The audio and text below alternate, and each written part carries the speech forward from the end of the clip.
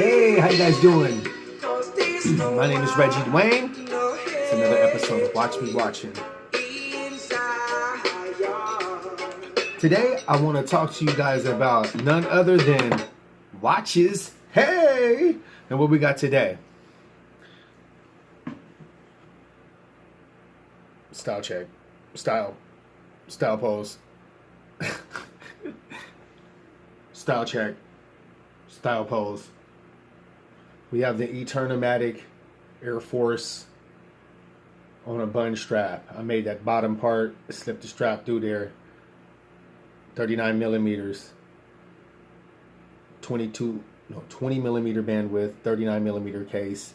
AR coating. Screw down crown. Really inexpensive watch. Nice freaking piece.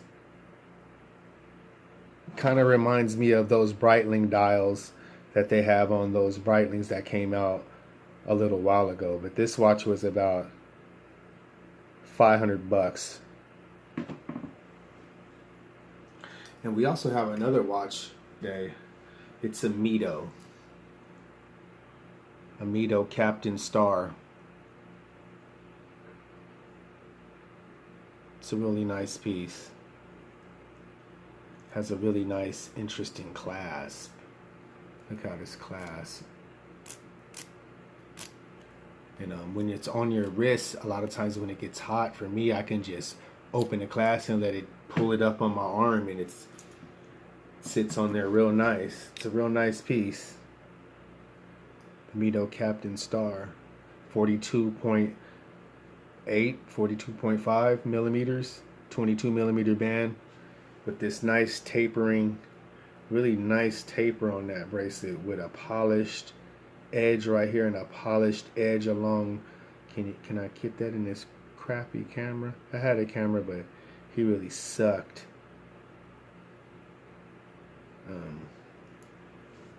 Yeah, this is a nice piece right here. I really like this piece. Once you get into watches, I started off buying Seikos and different things like that. I picked this up a while ago. This has stayed with me for a long time. A Seiko SRPB 79, and I think this watch would be one of the best watches if the dial was like printed, like almost aluminum, silver, and there's a lume here. It's a lume at 12, 3, 6, and 9. It's like just a dot. I wish the whole dial was loomed. It would be one of the most... Shirt wipe. I'm going to make that a thing. Shirt wipe. I think it would be one of the nicest watches. Inexpensive watches you can get. I was thinking to have someone... Because it has a... I was thinking to have someone loom the dial for me. Because it's such an inexpensive watch. I think I paid $116 for this watch when it came out 2 years ago. When I seen it on the internet, it was late at night. Display case back of the the 4R36. Yeah, 4R36. Nice piece. 42, 43 millimeters, 22. Nice piece. Let's throw that on the wrist so I can show you guys how nice that fits and how it just fits really nice. It sits really good on the wrist. It kept me. I had this watch when I went and looked at a Tudor Black Bay, and I had this watch on. I was wearing this watch that day, and I went in there and I put this watch in the sales guy's hand. He had never handled a Seiko, and I was like, handle it, go ahead, turn the bezel, turn it, countdown bezel, pretty nice. He turned it, he looked at it, he said, that's really nice quality. What'd you pay for it? $400? I said, no, it was $116. $116. He didn't really say much. I like that watch. That watch beats the pantses off a lot of watches. It beats the pantses off a lot of watches, and I'm not even joking around. What do you think about this watch? Let's get a good... My camera's freaking sucking it up right now. Don't laugh at me. Are you guys laughing? I hear you guys laughing. Stop it. An Oris 80th anniversary pointer date bronze case. I have it on a distressed strap made in the USA. Genuine bridal leather. It came on something similar to this right here, but it started to crinkle up along this when I was bending it, trying to get it to flex because it was stiff as a corpse, and I didn't want it to be that stiff. And I kind of maybe ruined it. Ruined it.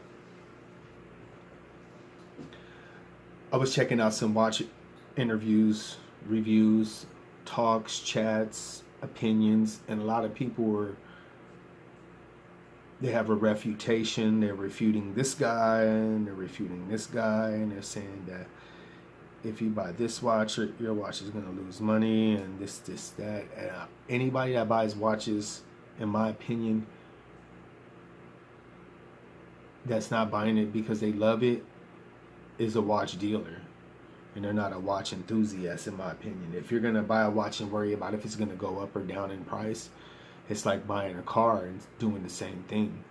Or buying a pair of shoes that you're going to use. You're going to use these things, and then you're either going to sell them, keep them into your die, and they're going to get passed on to someone else. I don't know. I don't buy watches in the vein of, am I going to make money off this watch in the future? Is this watch a future investment? Just like my Rolex 114270 with the engraving on the rehalts. Have you ever been to a place and you get treated like a rank amateur?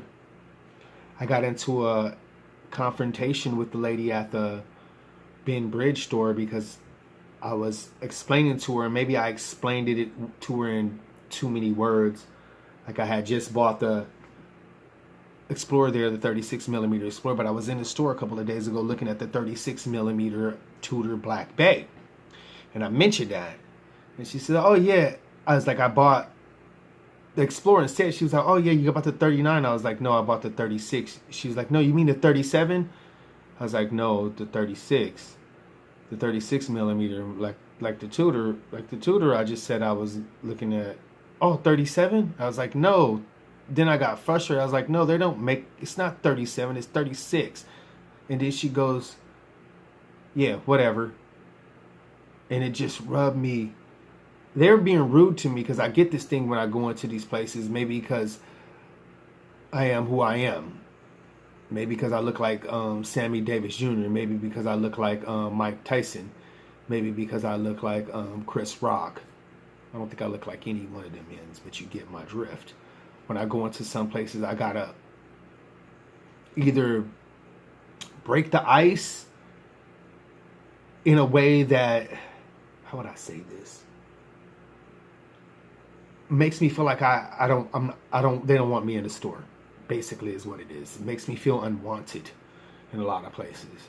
I'm afraid to even ask people to see a watch when I go into places.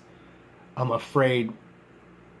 They make me afraid because they'll be shaking or they'll be stumbling over the words. I don't know if it's just me or they're just shaky, scared people when they're working in this business where they're supposed to be showing potential customers the product. Like when I walk into the Ben Bridge store, I'm still talking to this lady about the watch that was on my wrist, and I wanted to see another watch, but no time did she ever make any move like she was going to go around that showroom and go behind that desk and show me that watch. She stood right on the other side with me, looking me in my face, telling me it was a 37mm case. And I said, this is how you treat your potential customers? No wonder why there's nobody in here. And you got these same watches in here that was in here a week ago. I'm sure they sell those watches out of there all the time, but that lady was just rude. I don't know if it was just me or she's just a rude person. And then it made me check myself. Like, was I being rude? Did I come at this lady harsh? No, I was just asking her basic questions, explaining my story to her that I wanted to see this watch, but I wanted to see the 41mm Datejust that they had in there. Because the downtown, they didn't have none of those in there. And I was looking for maybe if I could score something that was good because I had some money on me that day. And she chased me out of there. sad. It hurts my feelings a lot. It makes me question the hobby, like sharing it, and maybe I should just buy everything offline. I go to the place, and I've been a victim of going to an authorized dealer buying a watch. I bought this Oris, and I probably could have got this Oris for $1,700 off the internet, but I paid a little more than that because I went to a person that was an authorized dealer. And I put it on layaway too. Gave them $1,000 and then came back and paid them the rest. So I guess that makes it easier for me than giving them out a substantial amount at one point. Yeah. I just demand better treatment. I feel like I shouldn't have to prove that. If I don't come in with a gun and some dynamite and a letter asking for some watches, you just should treat me like a regular guy, or any person in my opinion, because you never know who has what amount of cash or what amount of power card or check writing ability that's coming into your establishment. I could have spent $3,000 that day. I was prepared to buy something that day, but I got chased away. Maybe it was good for me and I didn't spend my money, and I could just spend my time thinking about what my next watch purchase is going to be.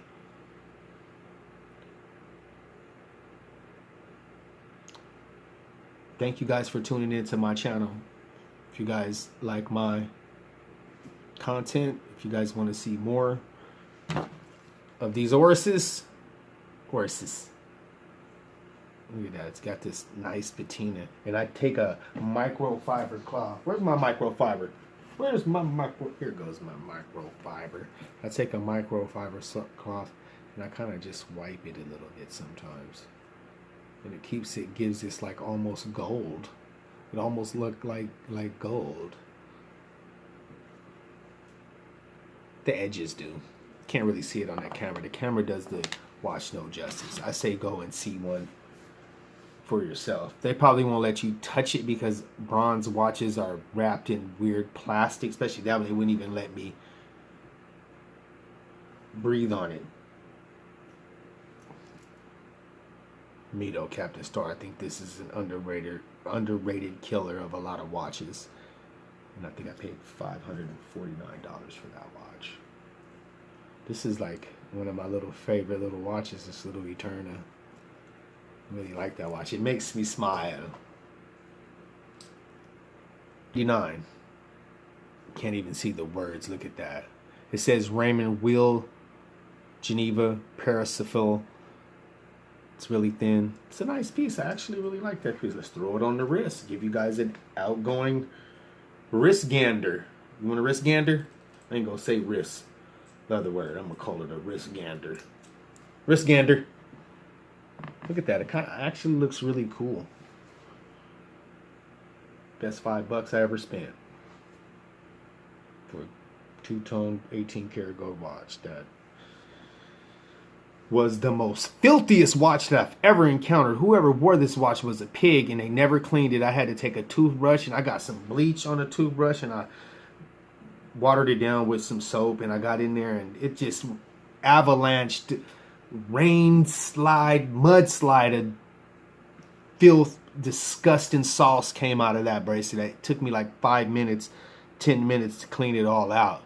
Class, they had never cleaned it. It was like gum in there. It was the most disgusting thing I've ever encountered. And I've encountered some disgusting bands, but this one broke all the rules of filth in between. There's actually a nice bracelet on there. Fits really nice. Really nice piece. I'm going to keep that piece. I was going to put it online for like $250, but I think I'm going to hold on to it. I like it. I like the way it feels on my wrist. I thank you guys for tuning into my channel. If you like my content, do something. Hey, my name is Reggie Dwayne, and we were just rocking out to some roots rock reggae. And I'm going to take you guys out with it.